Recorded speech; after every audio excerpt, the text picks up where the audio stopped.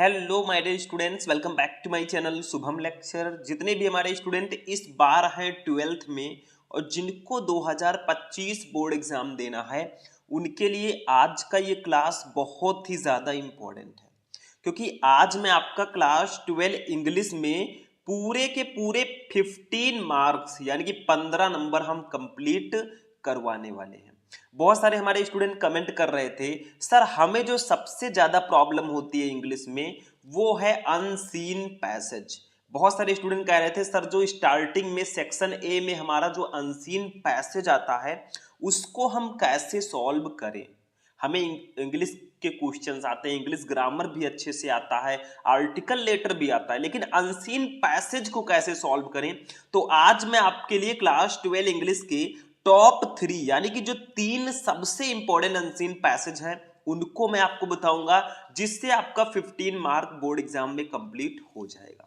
कैसे आपको unseen passage को देखकर अच्छे से उसको सॉल्व करना है, सब कुछ मैं बताऊंगा। तो बस इन 3 अनसीन पैसेज को पढ़ के जाना, इससे बाहर कुछ नहीं आने वाला। और जैसा मैं बताऊंगा ऐसा अगर आप लिखोगे तो आपको पूरे नंबर मिलेंगे और माहौल तो हम इस बार बदल ही देंगे। तो चलिए इस वीडियो को स्टार्ट करते हैं। बहुत ही ज्यादा इंटरेस्टिंग वीडियो है क्योंकि 15 मार्क्स आपका कंप्लीट होने वाला है। अब अनसीन पैसेज में होता क्या है वो तो सबको पता है आपको। देखो अनसीन पैसेज आपको दिया जाएगा, सेक्शन ए रीडिंग में ये पूछा जाता है। आपको एक पैसेज दिया जाएगा, जैसे देखो यहां से लेकर यहां तक आपको एक पैसेज दे दिया गया।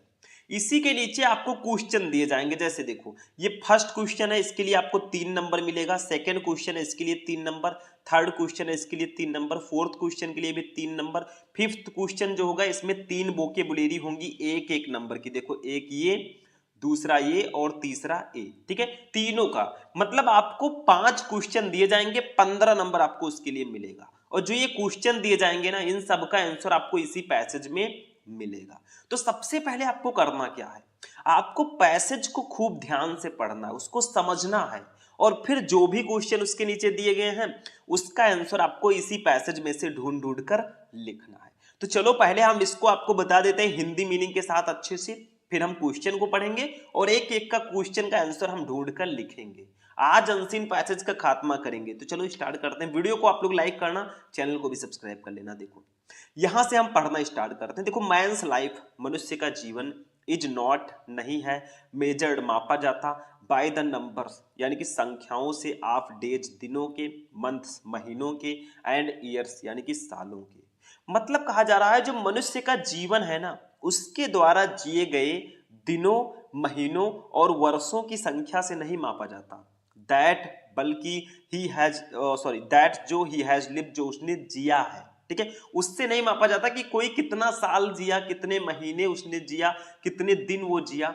इसकी संख्या से मनुष्य का जीवन नहीं मापा जाता, बल्कि बाय द डीड्स, डीड्स का मतलब होता है कार्यों से, डीड्स का मतलब कार्य होता है, ठीक है, या कर्मों से, ही हैज डन जो उसने किया है, एंड और बाय द अचीवमेंट्स उसके उपलब्धियों से। अचीवमेंट का मतलब होता है जो उपलब्धियां जो उसने हासिल की हैं, ही हैज मेड जो उसको मिली है, बल्कि उसके द्वारा किए गए कार्यों और उसकी उपलब्धियों से मापा जाता है। मनुष्य का जीवन आप ये ना सोचें कि कोई 100 साल जिया है भैया तो उसने बहुत बड़ा कार्य करके वो गया है। कोई ऐसे भी हैं जो 40 से 45 साल जीकर इतना बड़ा काम कर गए ना कि आज भी हम उनको याद करते हैं। जैसे हमारे कवियों को ले लीजिए, जयशंकर प्रसाद, और ऐसे ऐसे लेखकों को ले लीजिए, उन्होंने इतना बड़ा काम कर दिया। तो किसी के जिए गए दिनों की संख्या, महीनों की संख्या या वर्षों की संख्या से हम उसको नहीं माप सकते। ठीक है, समझ में आया? तो फिर से एक बार मैं बता देता हूं इस लाइन को। Men's life is not measured by the number of days, month and years. मनुष्य का जीवन दैट ही लिव्ड जो उसने जिया, मतलब मनुष्य का जीवन उसके द्वारा जिए गए दिनों, महीनों और वर्षों की संख्या से नहीं मापा जाता, but by the deeds he has done and by the achievement he had made, बल्कि उसके द्वारा किए गए कार्यों और उसकी उपलब्धियों से मापा जाता है। ठीक है, आगे देखो। व्हाट क्या इज है द रियल सिग्निफिकेंस, वास्तविक महत्व इन लाइफ जीवन का, इज नॉट नहीं है द क्वांटिटी मात्रा, बट द क्वालिटी लेकिन गुणवत्ता है, ऑफ एक्सपीरियंस अनुभव का। मतलब कहा जा रहा है कि कहा जा रहा है कि जीवन में वास्तविक महत्व अनुभव की मात्रा नहीं बल्कि उसकी गुणवत्ता है। आपके पास कितना एक्सपीरियंस है, उसकी मात्रा नहीं कि इतने साल का एक्सपीरियंस है, बल्कि आपको उस एक्सपीरियंस में आपकी क्वालिटी क्या है, आपकी गुणवत्ता क्या है, वो है। ठीक है, तो वही कहा जा रहा है कि जीवन में वास्तविक महत्व अनुभव की मात्रा की नहीं बल्कि उसकी गुणवत्ता की होती है। ठीक है, आगे देखो, ये शॉर्ट लाइफ एक छोटा जीवन, ठीक है, शॉर्ट लाइफ का मतलब छोटा जीवन, डिवोटेड समर्पित होता है टू नोबल एंडेवर्स, नोबल्स का मतलब होता है महान, एंडेवर्स का मतलब होता है प्रयासों, प्रयास जो होता है, ठीक है, प्रयासों से, इज फॉर मोर वैल्यूएबल, वो ज्यादा मूल्यवान है, देन ए लॉन्ग लाइफ, एक लंबे जीवन से, आप ओवर ये 100 ईयर, जो 100 साल से भी ज्यादा स्पेंट जिया गया हो इन ट्रिवियल परस्यूट्स, ट्रिवियल परस्यूट्स का मतलब होता है तुच्छ कार्यों में, मतलब इनका मतलब है ये short life devoted to noble endeavours is for more valuable, यानी कि कहा जा रहा है कि छोटा जीवन मतलब महान प्रयासों के लिए समर्पित एक छोटा जीवन जो है ना, देन ये लॉन्ग लाइफ, आप ये ओवर ए 100 ईयर्स स्पेंड इन ट्रिवियल परस्यूट्स, जो छोटा जीवन है मतलब महान प्रयासों के लिए समर्पित एक छोटा जीवन तुच्छ कार्यों में बिताए गए 100 से अधिक वर्षों के लंबे जीवन से भी अधिक महत्वपूर्ण है। मतलब महान कार्य करके जिया गया एक छोटा जीवन जो है ना, वो तुच्छ कार्यों में बिताए गए 100 वर्षों के जीवन से भी ज्यादा महत्वपूर्ण है।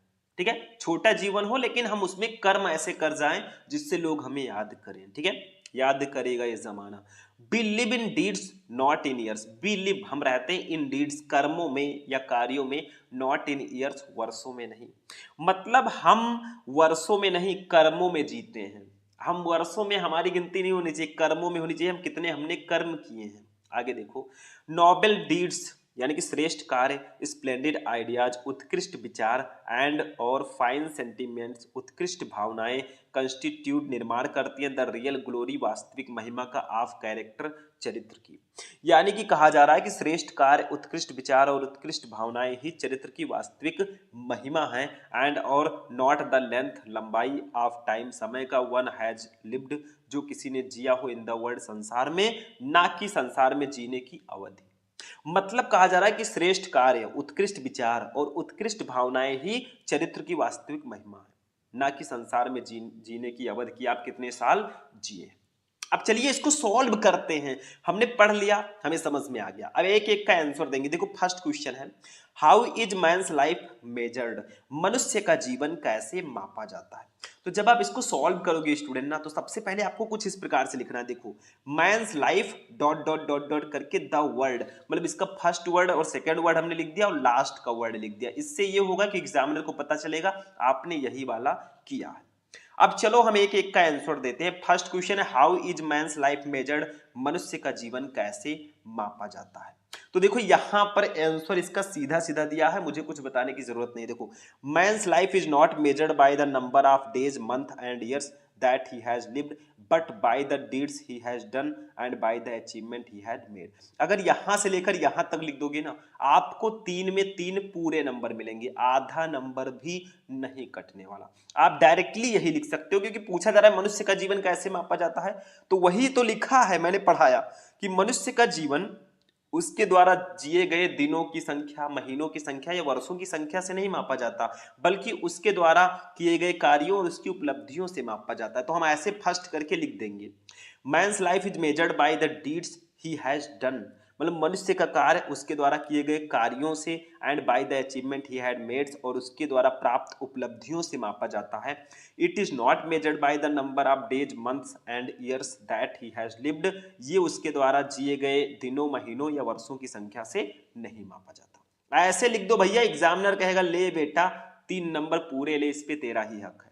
बस ध्यान से अच्छे से ढूंढ ढूंढ कर लिखो, ढूंढोगे तो मिल जाएगा। अब आप सोचे कि हम बैठे ना इधर उधर ताक झाक करते रहे, कुछ लिखे ना और हमको नंबर मिल जाए, नहीं भैया, आपको कुछ करना पड़ेगा, लिखना पड़ेगा। आपको कम पता है फिर भी आप लिखें। चलो दूसरा क्वेश्चन, 3 नंबर हमने कंप्लीट कर लिया। दूसरा क्वेश्चन देखो, Which इज मोर वैल्यूएबल, ये शॉर्ट लाइफ और ये लॉन्ग लाइफ, मतलब which इज मोर वैल्यूएबल, कौन ज्यादा महत्वपूर्ण है, ये शॉर्ट लाइफ एक छोटा जीवन और ये लॉन्ग लाइफ या फिर एक लंबा जीवन, कौन ज्यादा इंपॉर्टेंट है। तो देखो इसका आंसर यहां पे मैंने लिखा है और ये आंसर आपके पैसेज में भी है, अभी देखना। देखो दूसरे का आंसर हम बता रहे हैं आपको, ये शॉर्ट लाइफ डिवोटेड, देखो लिखा है यहाँ पे डायरेक्टली मेरे भाई, ये देखो यहाँ पे लिखा है, ये short life devoted to noble endeavours is for more valuable than ये लॉन्ग लाइफ, आप ये however 100 year spent in trivial pursuit, यही सेम उठाकर लिख दो जाके, नंबर पूरे मिलेंगे 3।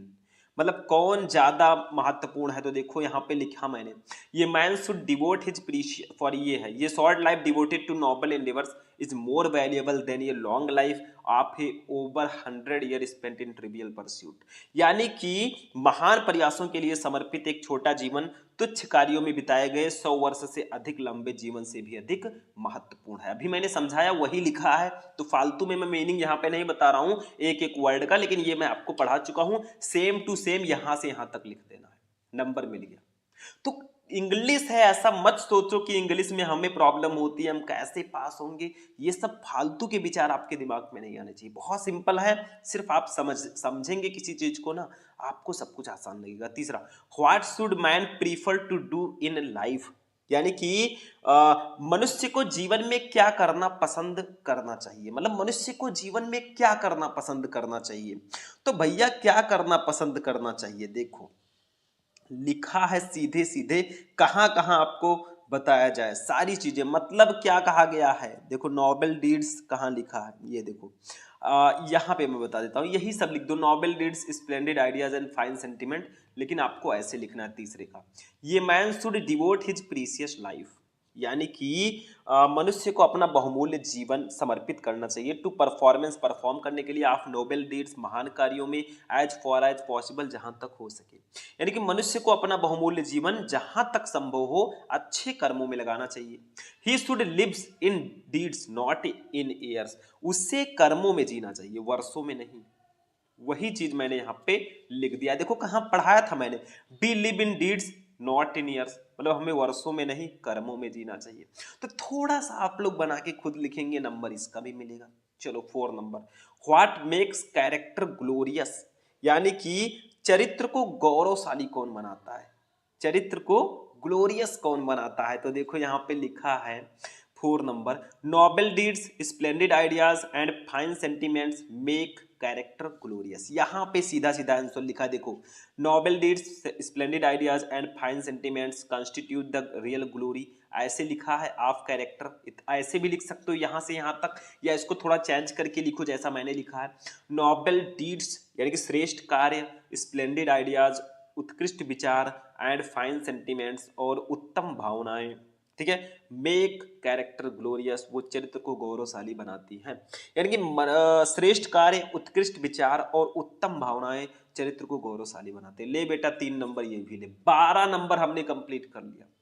तो कहां पड़े हो चक्कर में भाई, कोई नहीं है, टक्कर में मेहनत करते रहो, सफलता एक दिन आपके कदम चूमेगी, डरो मत किसी चीज से, जब तक आपके सरजी हैं नो टेंशन। चलो अब आते हैं वोकेबुलरी पे, 5 नंबर देखो, which word in the passage means importance, इस पैसेज में कौन सा वर्ड है जिसका मतलब इंपॉर्टेंस है, देखो इंपॉर्टेंस का मतलब होता है महत्व, इंपॉर्टेंस का मतलब क्या होता है, महत्व, तो भैया यहाँ पे सिग्निफिकेंस मैंने कहीं पढ़ाया था, ये देखो इसका मतलब भी महत्व होता है, तो यही वो वर्ड है जिसका मतलब इंपॉर्टेंस होता है, देखो मैंने लिख दिया यहाँ पे 5 नंबर का फर्स्ट, सिग्निफिकेंस, यही वो वर्ड है, ठीक है, हो गया एक क्वेश्चन।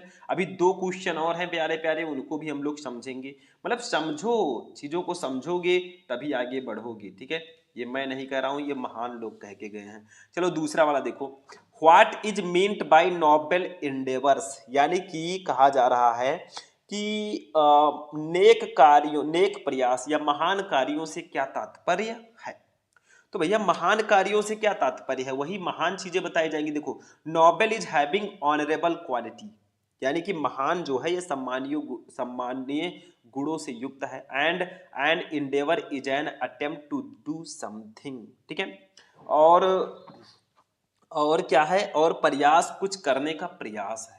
देखो नोबेल जो है इसका मतलब महान होता है, मतलब सम्मानीय गुणों से युक्त है ये, ठीक है, and endeavour is an attempt to do something, और प्रयास कुछ करने का प्रयास है, सो इसलिए noble endeavours are the attempt to do something having honourable qualities, और इसलिए महान प्रयास सम्मानीय गुणों से युक्त कुछ करने का प्रयास होता है। आप थोड़ा सा भी लिख सकते हैं, कोई जरूरी नहीं है इतना लंबा लिखे तभी नंबर मिले, क्योंकि एक एक नंबर के ये होते हैं, एग्जामिनर ऐसे देगा, थोड़ा सा अपनी तरफ से आपको लिख देना है, जरूरी नहीं है कि आप सेम टू सेम ही लिखें। चलो इसमें एक क्वेश्चन और था, तीसरा वाला देख लेते हैं, vocabulary. What is the difference between Indeed and Indeed. देखो ये आपका एक इंडीड है, दोनों एक में है, इन और डीड एक में जुड़े हुए हैं, ये इंडीड है, दोनों का मतलब क्या होता है, डिफरेंस बताओ कि इंडीड और इनडीड इसका मतलब क्या होता है। इस इंडीड का मतलब होता है वास्तव में या सचमुच, इस इनडीड का मतलब होता है कर्मों में। तो चलो देखते हैं भाई, मैं बता देता हूं सेंटेंस में यूज करके ऐसे लिखना, इंडीड, पहले इसका मतलब बताते हैं। इसका मतलब होता है एक्चुअली, यानी कि वास्तव में, ठीक है। जैसे देखो, देयर वाज इनसाइड ये blast in the building last night, ठीक है, यानी कि आपको थोड़ा वाक्य प्रयोग करके बताया जा रहा है कि कल रात इस बिल्डिंग में वास्तव में एक विस्फोट हुआ था। तो इंडीड का यूज करके दिखा दिया गया। इस इंडीड का मतलब होता है लीगल डॉक्यूमेंट, यानी कि कानूनी दस्तावेज, ठीक है। देखो, there bear some mistake in the deeds, यानी कि यहाँ कानूनी दस्तावेज में कुछ गलतियां हैं। चलो मैंने इसको भी बता दिया आपको थोड़ा सेंटेंस में यूज करके, ताकि आपका जो डाउट है वो क्लियर हो सके आसानी से। तो आपके पांचों क्वेश्चन का हमने प्यारा प्यारा सा आंसर दे दिया, और ऐसे लिख कर आओगे, ले बेटा 15 नंबर पूरे ले। लेकिन अभी तो ट्रेलर है, पिक्चर अभी बाकी है। अब दूसरा वाला हम देखेंगे।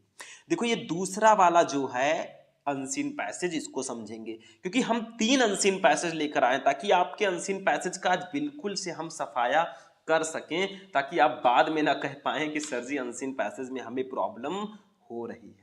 तो चलो इसको पढ़ते हैं, थोड़ा सा ये बड़ा है भैया, तो इसको समझना पड़ेगा, तो थोड़ा टाइम देना पड़ेगा, ठीक है। चलो मैं अपनी तरफ से प्रयास करूंगा कि जल्दी हमारा काम हो। देखो देखिए ध्यान से, द रियल ऑर्नामेंट, यानी कि असली आभूषण ऑफ वोमेन, महिलाओं का, इज हर कैरेक्टर, वो उनकी चरित्र है, हर प्योरिटी उनकी शुद्धता है। मतलब स्त्री का असली आभूषण उसका चरित्र और उसकी पवित्रता होती है। मेटल, धातु एंड स्टोन्स और पत्थर कैन नेबर, वो कभी नहीं बी रियल ऑर्नामेंट, वो कभी वास्तविक आभूषण नहीं हो सकते। मतलब धातु और पत्थर कभी भी असली आभूषण नहीं हो सकते। आप सोचे कि मैं सोना चांदी खूब लाद के घूमूं, तो वो भैया असली आभूषण नहीं है। आपका कैरेक्टर और आपकी प्योरिटी जो है वही असली आभूषण है। द नेम ऑफ वुमेन, उन महिलाओं के नाम, लाइक सीता, जैसे सीता माता हमारी, एंड दमयंती, और दमयंती हैव बिकम सेक्रेड, उन्होंने त्याग किया, उनकी पवित्रता, वो पवित्र हुए, टू अस, हमें, फॉर देयर अनसलीड, अनसलीड का मतलब होता है बेदाग, ठीक है, वर्च्यू, गुणों से, नेबर फॉर देयर ज्वेलरी, वो कभी अपने आभूषणों से नहीं हुए, इफ दे और एनी, जो वो पहने, ठीक है। मतलब कहा जा रहा है कि सीता और दमयंती जैसी स्त्रियों के नाम हमारे लिए उनके निष्कलंक सतीत्व के कारण पवित्र हुए हैं, उनके आभूषण के कारण नहीं, यदि उन्होंने कोई आभूषण पहना था। मतलब कहा जा रहा है कि जो भैया ओमेंस का जो वास्तविक गुण होता है ना, जो उसकी वास्तविक सुंदरता होती है, उसका कैरेक्टर और उसकी प्योरिटी होती है। ऐसा मत सोचे कि खूब सारा गहना हम लाद लेंगे और हम प्योर हो जाएंगे, हमारा कैरेक्टर अच्छा हो जाएगा। नो भाई, उससे आपकी सुंदरता नहीं झलकती, ठीक है। तो वही यहाँ पे कहा गया कि सीता माता और दमयंती जो हैं, उन्होंने अपने गुणों के कारण, वे अपने गुणों के कारण पवित्र हुए हैं, वे ज्वेलरी के कारण नहीं हुए जो उन्होंने पहना है, ठीक है। आगे देखिए, माई आस्किंग फ्रॉम यू, यानी कि मैं आपसे पूछ रहा हूं, ठीक है, मैं आपसे पूछ रहा हूं, योर ज्वेलरी हैज आल्सो, ये वाइडर सिग्निफिकेंस, यानी कि योर ज्वेलरी, आपके आभूषण, हैज आल्सो, वो भी हैं, ये वाइडर सिग्निफिकेंस, एक व्यापक महत्व। मतलब मैं आपसे पूछ रहा हूं कि आपके आभूषण का भी व्यापक महत्व है। सेवरल सिस्टर्स, कई बहनों ने, हैव टोल्ड मी, मुझे बताया, दैट की दे फील, वे अनुभव करती हैं, ऑल द बेटर, बहुत अच्छा, फॉर गेटिंग रीड, यानी कि छुटकारा पाकर, ऑफ देयर ज्वेल्स, अपने गहनों से। तो कई बहनों ने मुझे बताया कि अपने आभूषणों से छुटकारा पाकर उन्हें बहुत अच्छा लग रहा है। जैसे कुछ लोग ऐसे होते हैं जो आभूषण से अपनी सुंदरता को नहीं बढ़ाते, आभूषण को अपनी सुंदरता नहीं समझते। I have I have called this an act of merit in more ways that one, ठीक है, यानी कि आई हैव कॉल्ड, मैंने कहा है, दिस एन एक्ट, ऐसे कई तरह के कार्यों को, आप मेरिट, पुण्य, इन मोर वे, कई तरीके से, देन वन, उनमें से एक, यानी कि मैंने इसे कई तरह से पुण्य का कार्य कहा है, ठीक है। आगे देखिए, नो मैन और वुमेन, कोई भी आदमी या महिला, इज इंटाइटल्ड, ठीक है, वो हकदार नहीं है। इंटाइटल्ड का मतलब अधिकार या हकदार कहते हैं। To the possession of wealth, यानी कि धन रखने का, अनलेस, जब कभी भी, ही और सी, वह या वह, हैज गिवन, वो नहीं देती है, ये फेयर शेयर, उसको नहीं बांटती है, आप इट टू द पुअर्स, गरीबों में, ठीक है। एंड हेल्पलेस, ठीक है, हेल्पलेस का मतलब होता है, हेल्पलेस का मतलब क्या होता है, जो मतलब असहाय लोग होते हैं उनको हेल्पलेस बोला जाता है, ठीक है। यानी कि कहा क्या जा रहा है, नो मैन और women is entitled to the possession of wealth, मतलब कोई भी पुरुष या स्त्री तब तक धन रखने का हकदार नहीं है, अनलेस ही और सी हैज गिवन ये fair share of it the poor and the helpless, जब तक कि उसने उसका उचित हिस्सा गरीबों और असहायों को ना दिया हो। मतलब गरीबों और असहायों की हमेशा सहायता करनी चाहिए, और जो सहायता नहीं करना वो धन के हकदार नहीं है, सहायता हमेशा करनी चाहिए, ठीक है। इट इज, ये है, ये सोशल, एक सामाजिक एंड रिलीजियस और धार्मिक ऑब्लिगेशन, दायित्व, यानी कि ये एक सामाजिक और धार्मिक दायित्व है। एंड और हैज बीन कॉल्ड, कहा गया है, ये सेक्रीफाइस, एक त्याग, बाय द भगवत गीता, भगवत गीता में, और इसे भगवत गीता में त्याग कहा गया है, ठीक है। मतलब जो लोग धनी होते हैं, जिनके पास पैसे होते हैं, उनको निरंतर गरीबों और असहायों की उनको मदद करनी चाहिए, इसको भगवत गीता में त्याग कहा गया है, ठीक है, जो हमें भी करना चाहिए। शुक्र करो आपको भगवान ने देने वाला बनाया है, मांगने वाला नहीं। तो अगर आपको देने वाला बनाया तो आप क्यों ना गरीबों और असहायों की सहायता करके उनको थोड़ा सा रिलीफ पहुंचाएं, उनको थोड़ा सा आराम पहुंचाएं, ठीक है। चलो, the Gita has enumerated many form of sacrifice, यानी कि द गीता, गीता में हैज इनमरेटेड, इनमरेटेड का मतलब होता है गिनाए गए हैं, मैनी फॉर्म, कई रूप, ऑफ सेक्रीफाइस, त्याग के, यानी कि गीता में त्याग के अनेक रूप बताए गए हैं। बट व्हाट ग्रेटर सेक्रीफाइस, लेकिन इससे बड़ा त्याग, और कैन दियर, लेकिन इससे बड़ा त्याग और क्या हो सकता है, कि आप गरीबों और असहायों की मदद करें, इससे बड़ा त्याग क्या हो सकता है। थोड़ा ध्यान से पढ़िएगा, अभी मैं आंसर बताऊंगा सबका, ठीक है। 5 क्वेश्चन इसमें भी रहेंगे, सेम प्रोसेस रहेगा। देखो, then to sever the poor and the needy, आज हमारे लिए इससे बढ़कर कोई बलिदान नहीं हो सकता। मतलब क्या कहा जा रहा है, then to serve the poor and needy, यानी कि गरीबों और जरूरतमंदों की सेवा करना चाहिए हमें, ठीक है। आगे देखिए, फॉर अस, हमारे लिए, टुडे, आज, देयर कैन बी, यहाँ कई, नो सेक्रीफाइस, मतलब त्याग नहीं है, हायर देन, ऊंचे, टू फॉरगेट, भूलने का, द डिस्टिंक्शन, डिस्टिंक्शन का मतलब होता है भेदभाव, ऑफ हाई एंड लो, यानी कि ऊंच नीच का, ठीक है। Then to forget high and low, and और टू रियलाइज, महसूस करें, the equality of all man, यानी कि सभी मनुष्यों की समानता का, यानी कि आज हमारे लिए इससे बढ़कर कोई बलिदान नहीं हो सकता कि हम ऊंच नीच का भेदभाव भूल जाएं और सभी मनुष्यों की समानता को महसूस करें। ऊंच नीच का भेदभाव आपको नहीं करना चाहिए और सभी मनुष्यों को बराबर नजर से देखना चाहिए, समानता की नजर से देखना चाहिए, ठीक है। आगे देखिए, अब आगे देखिए, आई आल्सो विश, मैं चाहता हूं, टू ब्रिंग होम, घर लाना, टू द वोमेन, महिलाओं को, आप इंडिया, भारत के, दैट की, रियल ऑर्नामेंट, असली आभूषण, लाइज, निहित है, नॉट इन लोडिंग, यानी कि लादने में नहीं, द बॉडी, शरीर को, विथ मेटल एंड स्टोन, यानी कि धातु और पत्थरों से, यानी कि मैं भारत की महिलाओं को यह समझाना चाहता हूं कि असली श्रृंगार जो है उस शरीर को धातु और पत्थरों से लदवाने में नहीं, कि आप बहुत सारे आभूषण पहन लें, बहुत सोने चांदी पहन लें, उसमें आपका असली श्रृंगार नहीं है। बट इन प्योरीफाइंग, लेकिन शुद्ध करने में, द हार्ट, हृदय को, एंड डेवलपिंग, और विकास करने में, द ब्यूटी ऑफ शूल, यानी कि आत्मा की सुंदरता को, बल्कि हृदय को शुद्ध करने और आत्मा की सुंदरता विकसित करने में है। ऐसा मत सोचिए कि महिलाएं जो हैं वो बहुत सारे आभूषण लाद लेंगी, बहुत सोना चांदी पहन लेंगी तो वो उनका श्रृंगार पूरा हो जाएगा, बहुत खुश होंगी वो, ठीक है, ऐसा नहीं है। बल्कि हृदय को शुद्ध करने और आत्मा की सुंदरता विकसित करने में ही उनकी भलाई है।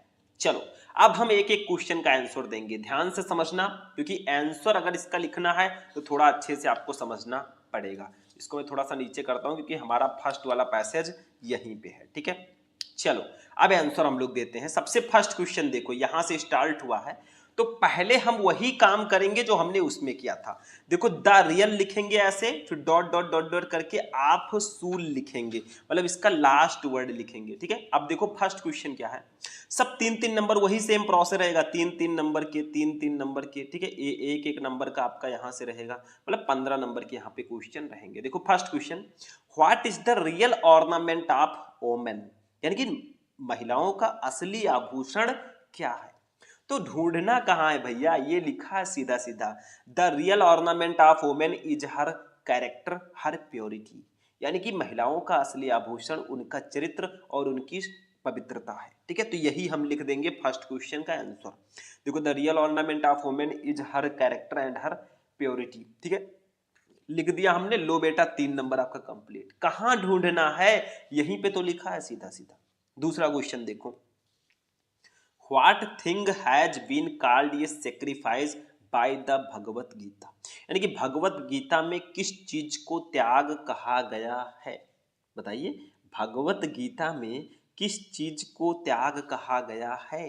तो देखो मैंने यहीं पे पढ़ाया था आपको, थोड़ा सा नीचे चलेंगे, देखो यहाँ पे देखो मेरे भाई, ये देखो, it is a social and religious obligation and has been called a sacrifice by the भगवत गीता। ठीक है, यानी कि इट इज ये है सोशल, सामाजिक एंड रिलीजियस और धार्मिक ऑब्लिगेशन, भेदभाव एंड, और ही हैज बीन कॉल्ड, इसको बताया गया है ये सेक्रीफाइस, एक त्याग बाय द भगवत गीता, भगवत गीता के द्वारा। यानी कि देखो ऐसे लिखना है, wealth is a social and religious obligation and has been called ये सेक्रीफाइस बाय द भगवत गीता, यानी कि धन एक सामाजिक और धार्मिक दायित्व है और भगवत गीता में इसे त्याग कहा गया। मतलब आपके पास धन है तो आप गरीबों और असहायों की सहायता करें, इसी को त्याग बताया गया है।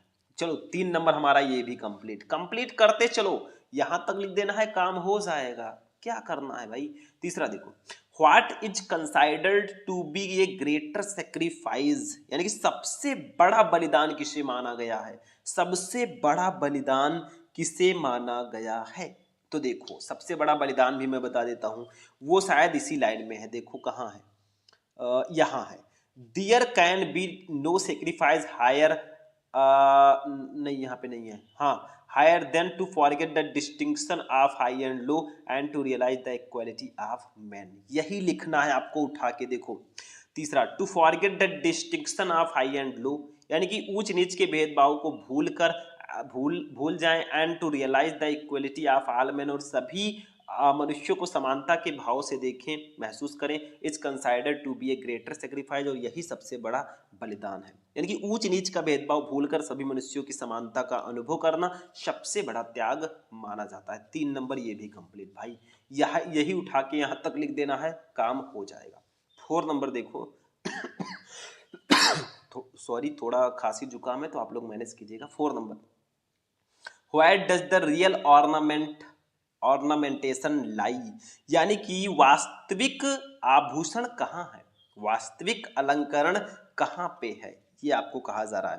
तो देखो यहाँ पे लिखा, the real ornamentation lies in purifying the heart and developing the beauty of soul, यानी कि वास्तविक अलंकरण हृदय को शुद्ध करने और आत्मा की सुंदरता को विकसित करने में ही निहित है। और इसका जो आंसर आपको मिलेगा मेरे भाई, वो देखो यहाँ पे है, ये देखो यहाँ लिखा है, देखो, that real ornamentation lies in loading the body with metal and stone but in purifying the heart and developing the beauty of soul, यही लिखा है भाई, यही आपको उठा के यहाँ पे भी लिखना है। नंबर आपको देखिए 3 नंबर और आपका कंप्लीट हो गया। अब 5 नंबर देखिए, वोकेबुलेरी है। देखो, which word in the passage means spotless, यानी कि इस पैसेज में ऐसा कौन सा वर्ड है जिसका मतलब बेदाग है। स्पॉटलेस का मतलब होता है पवित्र या बेदाग। तो भैया इसमें एक वर्ड आया था, देखो अनसुलाइड कहीं पे था इसमें, देखो ये अनसुलाइड वर्च्यू, यानी कि बेदाग गुण। तो ये अनसुलाइड जो है ना, इसका मतलब बेदाग होता है। बस हो गया, ये नंबर भी आपका 1 नंबर कंप्लीट हुआ वोकेबुलेरी का। दूसरा देखो, which word in the passage is the opposite of insignificance, insignificance का अपोजिट वर्ड कौन सा है। इनसिग्निफिकेंस का मतलब होता है तुच्छता, तो भैया सिग्निफिकेंस आया था कहीं इसी में, अब ढूंढना पड़ेगा। ये देखो सिग्निफिकेंस, ये इसका अपोजिट होगा, हो गया ये भी। चलो तीसरा, what does the phrase getting rid of mean in the passage, मतलब गेटिंग रिड ऑफ का मतलब क्या होता है? गेटिंग रिड ऑफ का मतलब छुटकारा पाना। तो इसको थोड़ा अच्छे से हम लिखेंगे, देखो, to do something so as to no longer have और बी अफेक्टेड और बॉदर्ड बाई, ठीक है, यानी कि कुछ ऐसा करना जिससे किसी व्यक्ति को प्रभावित या उसे परेशान ना होना पड़े, बस वही होता है टू गेट रिड, मतलब छुटकारा पाना। ठीक, चलो ये भी हमारा हो गया। और सारे क्वेश्चन का आंसर देने के बाद एग्जामिनर भाई ने हमें कहा कि चलो बेटा बहुत अच्छा आपने लिखा है, तो आपको पूरे के पूरे हम देंगे 15 में 15। ठीक है, अच्छे से लिखो, अच्छे से पढ़ो। अभी तो 2 ही हुआ है और समय आधे घंटे हो चुके हैं, तो टाइम को मत देखो, अपने टारगेट को देखो। आज अनसीन पैसेज पढ़ लोगे, कल आपको प्रॉब्लम नहीं होगी। तो जो भी मैं बताता हूँ अच्छे से पढ़ो, बाकी आगे देखा जाएगा। कहाँ पड़े हो चक्कर में, कोई नहीं है टक्कर में। चलो तीसरा वाला अब हम लोग देखेंगे, ध्यान से समझना। ये वाला काफ़ी ज़्यादा इंपॉर्टेंट है मेरे हिसाब से। इसको शायद मैं आपको पहले भी पढ़ा चुका हूँ, लेकिन चलो इसको थोड़ा आसानी से हम पढ़ेंगे। देखो, चलिए मेरे साथ जल्दी जल्दी पढ़ते हैं, क्योंकि काफ़ी टाइम हो चुका है। एक हम आपको बढ़िया से बता देते हैं। देखो, व्हाट एवर, जो कोई भी योर टास्क, आपका काम में भी हो, आपका कार्य कुछ भी हो, ठीक है, concentrate your whole mind upon it, उस पर अपना पूरा ध्यान केंद्रित करें। Throw into it all the energy, उस पर अपनी पूरी ऊर्जा झोंक दें। आप व्हिच यू आर कैपेबल, जितने आप समर्थ हैं। मतलब आपका काम चाहे जो भी हो, आपका पूरा ध्यान उस पर केंद्रित करें और अपनी पूरी क्षमता के अनुसार उसमें अपनी सारी ऊर्जा झोंक दें। ठीक है, पूरी क्षमता के अनुसार पूरी ऊर्जा झोंक दें और उस काम को करके दिखाएं, क्योंकि कुछ आए हैं तो करके दिखाएंगे। द फॉल्टलेस कंप्लीशन, यानी कि दोष रहित पूर्ति ऑफ स्मॉल टास्क, छोटे कामों की लीड्स, बढ़ावा देता है इनविटेबल, पर्याप्त रूप से, टू लार्जर टास्क, यानी कि बड़े कामों को। ठीक है, यानी कि छोटे छोटे कामों को दोष रहित तरीके से पूरा करने से बड़े कामों की प्राप्ति हो जाती है। मतलब छोटे छोटे काम करते जाएंगे, आपको बड़े काम आसानी से मिलेंगे। आगे देखो, सी टू इट, ध्यान रखें, दैट की यू राइज, आप आगे बढ़ें, बाई स्टडी क्लाइंबिंग, लगातार चढ़कर, एंड और यू विल नेवर फॉल, आप कभी नहीं गिरेंगे।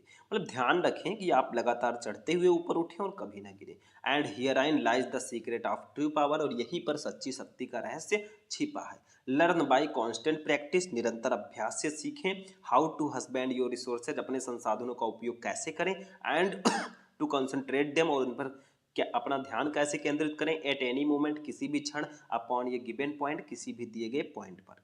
यानी कि कहा जा रहा है कि निरंतर अभ्यास से सीखें, अपने संसाधनों का किस तरह उपयोग करें और उन्हें किसी भी समय किसी निश्चित बिंदु पर कैसे केंद्रित करें, ये सब आपको आना चाहिए।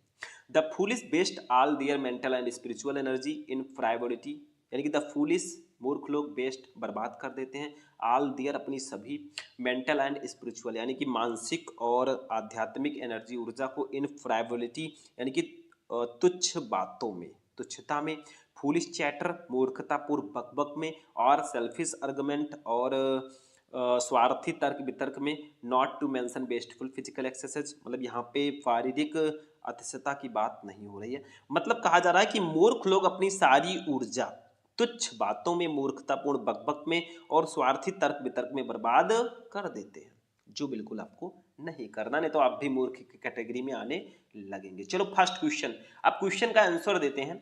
How should we do our task, हमें अपना काम कैसे करना चाहिए। तो देखो, whatever your task may be, concentrate your whole mind upon it, throw into all the energy of which you are capable. यहां से लेकर यहां तक लिख दो, फिर भी आपको पूरा नंबर मिलेगा, या जैसा मैं बताता हूं वैसा लिखो। देखो, व्हाट एवर करके डॉट डॉट करके एक्सेजल लिखो। फर्स्ट क्वेश्चन का आंसर है, ध्यान से समझना, we should do our task by concentrating our whole mind upon it and throwing into all our energy, यानी कि हमें अपना कार्य करते समय अपना पूरा मन एकाग्र करना चाहिए और अपनी पूरी ऊर्जा को उसमें लगा देना चाहिए। वही चीज लिखा है, थोड़ा सा चेंज करके लिख दिया गया बस, बाकी कोई मंत्र नहीं फूका गया। दूसरा, when shall we never fall, हम कब कभी नहीं गिरेंगे भैया। तो देखो यहाँ पे लिखा हुआ है सीधा सीधा, देखो कहाँ लिखा है, हम कब कभी नहीं गिरेंगे। देखो, see to it that you rise by study climbing and you will never fall, मतलब आप लगातार ऊपर चढ़ते हुए ऊपर बढ़ेंगे तो आप कभी नहीं गिरेंगे। तो लिख दो,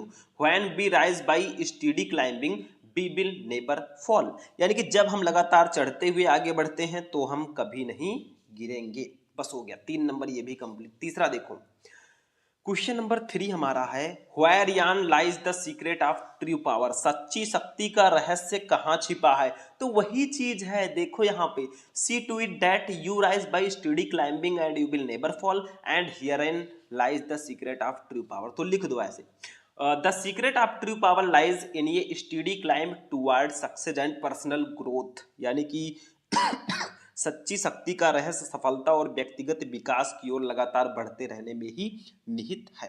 तो आप निरंतर विकास करें और आगे बढ़ते रहें, यही पर सच्ची शक्ति का रहस्य छिपा है। 4 नंबर देखो क्या है, ध्यान से समझो। How do the foolish waste their energy, मूर्ख लोग अपनी ऊर्जा कैसे वेस्ट करते हैं, कैसे बर्बाद करते हैं। तो देखो the foolish waste their energy, मूर्ख लोग अपनी ऊर्जा बर्बाद करते हैं इन मीनिंगलेस, बिना किसी अर्थ के, एंड ट्रिवियल एक्टिविटीज और तुच्छ गतिविधियों में, और कन्वर्जेशन या फिर बातचीत में। मतलब मूर्ख लोग अपनी ऊर्जा व्यर्थ और तुच्छ गतिविधियों या बातचीत में बर्बाद कर देते हैं। इसका आंसर सीधा सीधा लिखा है, देखो यहाँ पे, the foolish waste all their mental and spiritual energy in frivolity, foolish chatter और सेल्फिश आर्गुमेंट। यहाँ तक लिख दो, यहाँ से उठा के यहाँ तक नंबर पूरा मिल जाएगा। 5 नंबर देखो, which word in the passage is the opposite of false, इस पैसेज में कहाँ पे false का अपोजिट है। तो देखो ट्रू कहीं पे लिखा था, ये देखो ट्रू, यही false का अपोजिट है भैया। तो डायरेक्ट आप लोग उठा के लिख दो, क्या सोच रहे हो, ये ट्रू, ये अपोजिट है, 1 नंबर ये भी कंप्लीट। दूसरा, what is meant by to concentrate, to concentrate का मतलब क्या होगा। तो इसका मतलब क्या होगा, देखो to concentrate means to focus all the attention और effort on a particular task, object और गोल, यानी कि एकाग्र होने का अर्थ है किसी विशेष कार्य, वस्तु या लक्ष्य पर सारा ध्यान प्रयास केंद्रित करना। तीसरा, give the antonym of foolish, foolish का एंटोनिम सबको पता है, फूलिश का मतलब होता है मूर्ख, इसका एंटोनिम होगा वाइज, बुद्धिमान। हो गया भाई 15 नंबर ये भी कंप्लीट। तो भैया आज का क्लास हमारा यहीं पर फिनिश होगा। पूरे 36-7 मिनट का एक वीडियो है, काफी स्पेशल था। 3 अनसीन पैसेज मैंने आपको बताया, आई होप कि आपको तीनों के तीनों समझ में आ चुके होंगे। तो करना क्या, इस वीडियो को लाइक करना, चैनल को सब्सक्राइब करना, और किसी टॉपिक पर वीडियो चाहिए फटाफट कमेंट करना। चलिए मिलते हैं नेक्स्ट वीडियो में नेक्स्ट टॉपिक के साथ, तब तक के लिए जय हिंद।